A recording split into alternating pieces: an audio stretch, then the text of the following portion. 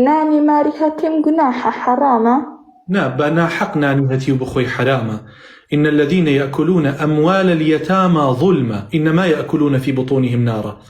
ناني هتيو أبي بأجر لسكتة لمعيدتها بمرجع بو الشرطي كتوب بظلم بخوي استمي لي بكيت أجر توبري بمالي كسكي هتيو آوي بخوي شكليتي بخوي شيريني بخوي ناني بخوي ما دام ظلمي لناكي حلال بخوي بلكو يعني خيرشت أجاد أوان ضليان بيخوش بيك كلمالي هتيو يجنان بخوي أو بخوي شكليتكي هالجري أو كاتي كني خوي لبر أوي أمانة هتيو أوان ضليان أشكي بوي وتواني كي زور جوري خلق روات مالي هتيو أو نان ناخوا لبر أو مالي هتيو تودلي أو منالانتش كان ضلي أو جنتش كان بوي أوش كان دني ضلي مروفة بهيش يوازيك دروسني وجايزني بەڵام ئێستامە کەشیمان لە دێنن نانکم ناهێڵێ بخۆین دەرە حرامە وەزعیشیان زۆر باشە.